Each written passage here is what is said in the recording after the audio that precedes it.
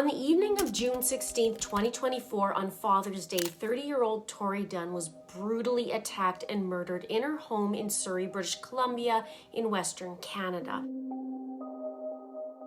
Not only was the attacker already known to the authorities, he had an extensive criminal history. And only weeks before the attack, prosecutors had fought to keep him in jail, a plea which unfortunately fell on deaf ears. This has led to an ongoing fight for Tori's family in their quest for answers, and a fight for change to a system that clearly isn't protecting the public. Tori's family have received support from some well-known politicians as well. This is a case that is sadly close to my heart. I learned this case through one of my friends who is a cousin of Tori, and I had a chat with this friend and offered to help in getting the word out there for her beautiful cousin. Their family hopes to highlight what happened to Tori and highlight the dangers of releasing these criminals on parole back into society. Her family is understandably irate and hoping for justice for the awful loss of this beautiful young woman who had so much life left to live. I'm Linda with It's a Crime, so now let's get into it.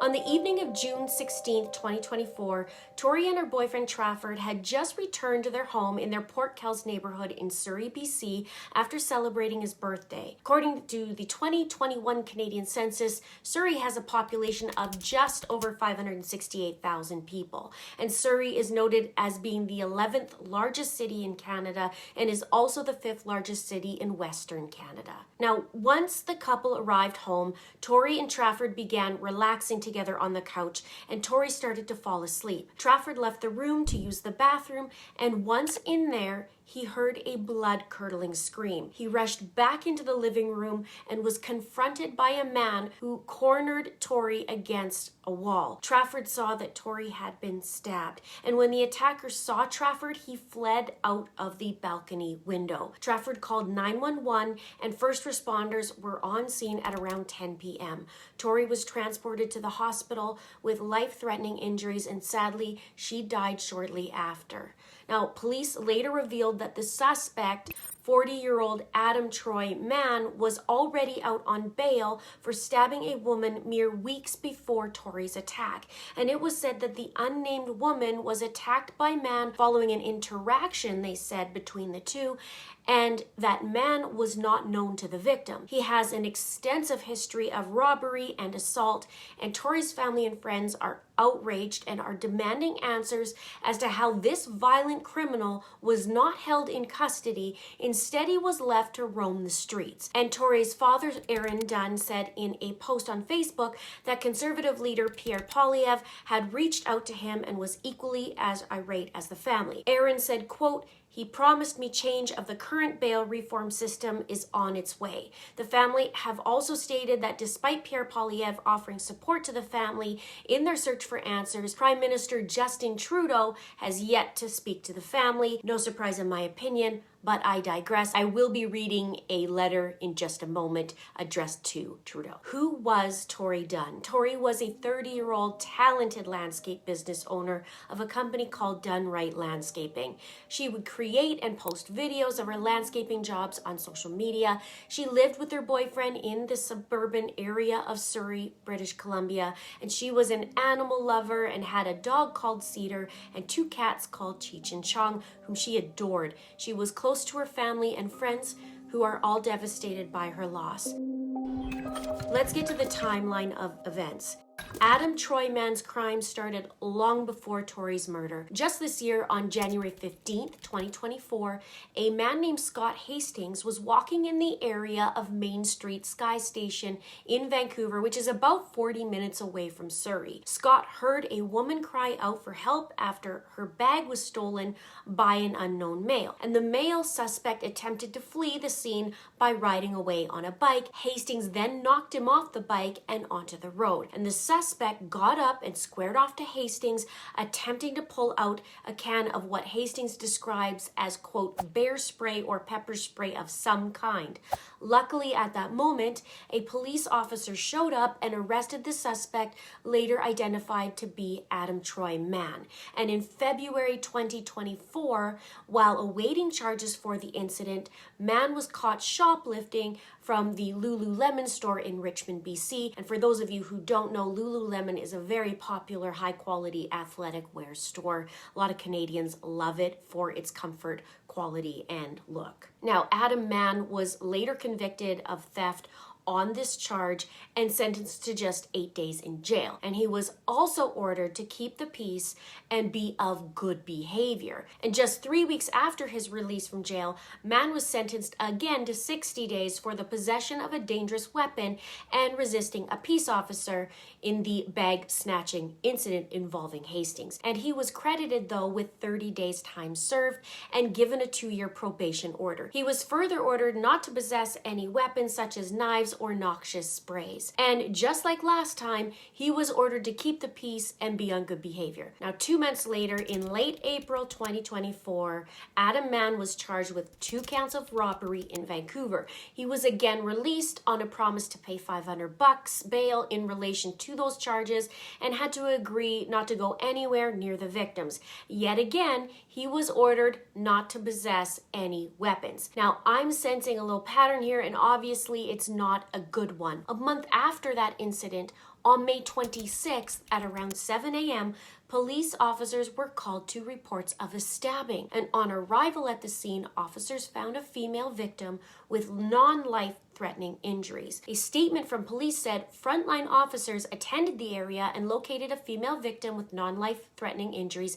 She was transported to hospital, and it appears that there was an interaction that took place between the suspect male and the female victim prior to the assault. And 2 days after this attack, on the 28th of May, police released CCTV footage showing Adam Mann on May 26th, and it was captured shortly after the stabbing of this woman. And police appealed for information from the public as to the suspect's identity and location. The suspect was described as a black man in his 30s, bald and roughly 6 feet tall. A photo released by police shows what he was wearing on the day of the alleged assault, and a purple umbrella was seen that he was carrying.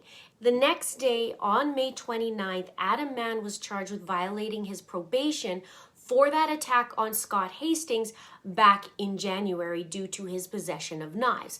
And shockingly, court documents show that Adam was released on the same day, on the same terms as his previous bail, which we know he went on to violate. He again had promised to pay $500, and it was also noted in the court documents that Adam Mann does not have a fixed address. This in itself should have been a concern for the judge, as it generally means that the offender would be hard to locate by the authorities. And I'm wondering at this point about actually payments of these $500 and what that history looks like, because it's probably not getting paid, right? Let me know what you think. Not even a week later, on June 5th, Adam Mann was convicted of breach of probation relating to the charges on May 29th, and he was sentenced to 10 days in jail. On June 15th, the day before Tori's murder, Tori had attended her friend Jill Clark's wedding. When Jill was asked about the events that day, she said, "All of us were together. We all were dancing and laughing, and so we have really good keepsakes of our last day."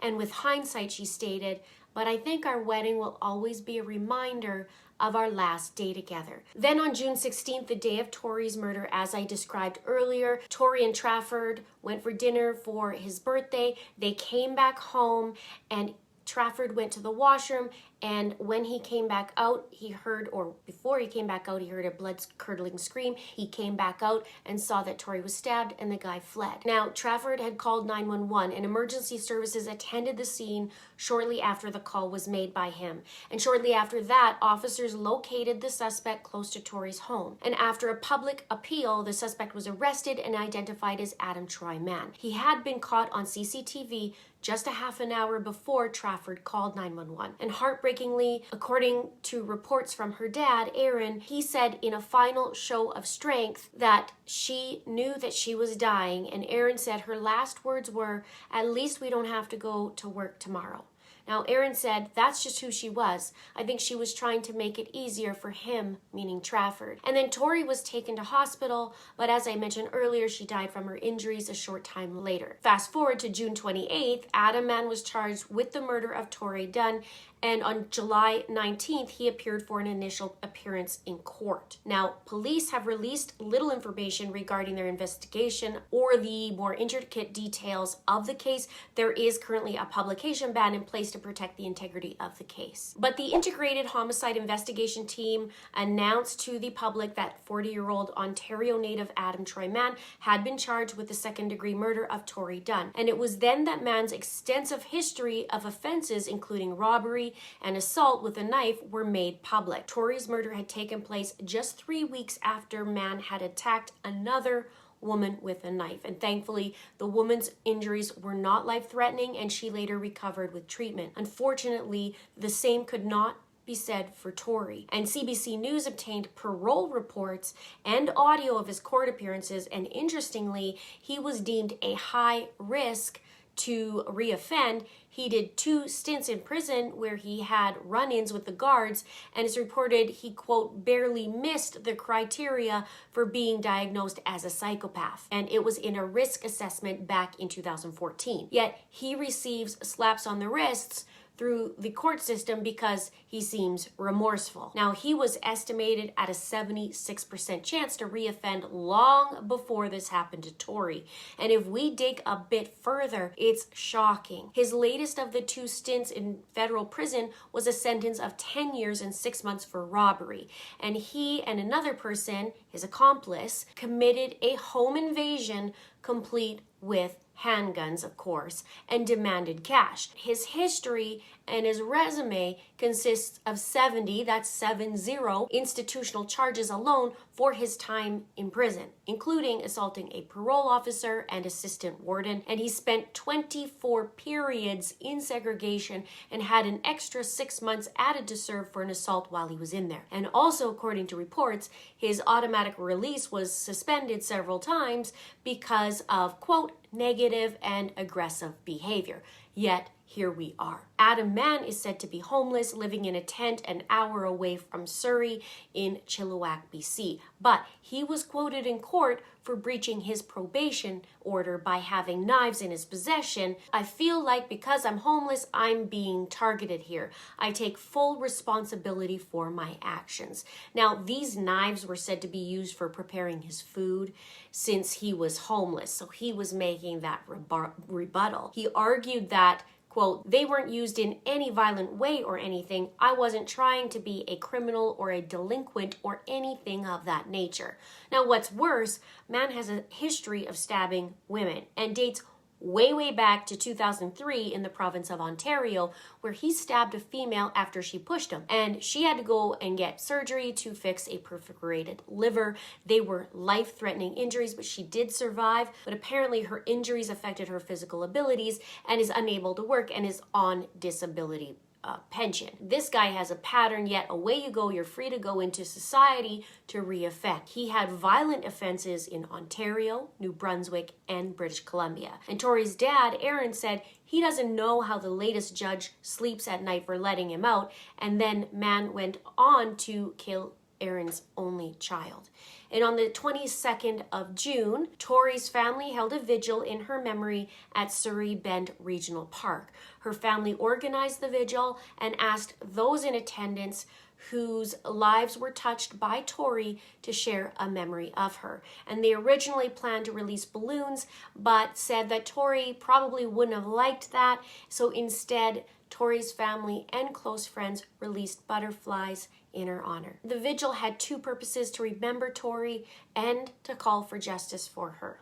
Tori's dad said, "We are going to fight for justice for her, and things need to change in the justice system. This is a senseless crime that should have never been taking place." Now, Tori's cousin Chastity Dunn has set up a GoFundMe page for Tori's memorial service and her family costs incurred during this investigation. I will have that link below. GoFundMe states, on behalf of the Dunn family, our Tori was taken from us June 16, 2024 in a home invasion that resulted in her murder in Surrey, BC.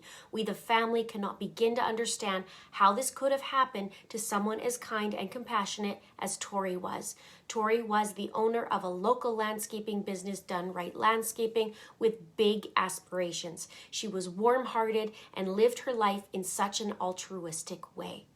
As of July 23rd, the GoFundMe has surpassed its target of $7,000, reaching $25,165 from 145 donors who have been touched by Tori's case. Now, Chastity also started an online petition on July 3rd, calling on the legal system to undertake a comprehensive internal review of the decisions and legal procedures leading up to the tragedy that has befallen Tori. And as of 23rd of July, the petition has gained 4,110 signatures, and I think we can surpass that. So I'm asking if anyone out there, if you are willing to sign it, please sign it. Let's help Tori's family and do what we can to prevent this heartbreak from happening again. I'll have that link below. Family and friends have questioned how this guy could have been released from custody following this assault and her attack, not to mention his lengthy criminal history. Now, in a statement from the Attorney General Nikki Sharma, she stated that Crown prosecutors had previously requested the courts to hold this guy behind bars while he was awaiting trial. They said despite this, he was released back into the community where he's alleged to have committed this horrific crime. And the Attorney General also stated, we got the federal government to strengthen federal bail rules, and in this case, Crown sought detention. We will be looking at what happened here and advocating to Ottawa to ensure the federal criminal code is responsive to public safety needs so that people can have confidence that the justice system is working to keep people safe in BC. The statement echoed comments from Premier David Eby from British Columbia. He says something went wrong here. An individual who was charged with a serious crime was brought in front of the court, and the Crown said, please don't release this person. They're likely to reoffend. It will compromise the public's confidence in the justice system, and the judge applying the law decided to release that person where he allegedly went out and murdered another person. Something obviously went wrong here. Eby said he wants the federal government to look into the application of its bail reform system. And I have a letter here to Trudeau, but I want to talk about this bill for a minute. This bill, called Bill C-48, came into effect on January 4th. It's expanded the use of reverse onus provisions, which in some cases forces the accused party to demonstrate why they should be released on bail rather than the burden falling on the prosecutors. Yes, I'm serious. And the bill also broadens this reverse onus with emphasis on repeat offenders of intimate partner violence and requires courts to take into account the suspect's conviction history related to the violence when deciding on bail. And the Premier of British Columbia went on to say, whether it's the judge's application of the law or whether it's the law itself, this case cries out for ensuring that the federal government is looking at this. This is their responsibility. This is their law. Our provincial prosecutors said, please don't release him, and the court said he's released under the federal law. We need to make sure we're learning from cases like this so this woman's life does not go in vain. Now, as to the letter, which is dated July 22nd, 2024, just a couple days ago, and it says to the Prime Minister Justin Trudeau, the amendments that Bill C-48 brought into law represent valuable progress in tackling this important issue. But recent troubling incidents, including the tragic death of Tori Dunn in British Columbia, raise the question of whether this legislation is functioning as intended. Tori Dunn's alleged killer was released from jail just days before the fatal assault, despite a long criminal history and current criminal charges for an unrelated robbery. Provincial prosecutors had urged that he not be released into the community. Clearly, in this case, Bill C-48 failed to keep a violent offender from posing a serious risk to public safety. I mean, come on. This guy has stabbed somebody back in 2003, and then again just weeks before Tori was also fatally stabbed. Further to this, it says, in Ontario, there have been multiple instances where individuals have been arrested for stealing cars multiple times and released on bail the very next day. Police services should not have to chase the same criminal 3 or 4 times because of an inadequate bail system. This not only represents a drain on policing resources, but is a hindrance to public safety. It is yet another example of repeat and violent offenders being released into our communities without proper considerations. These concerns compel us to call for a thorough review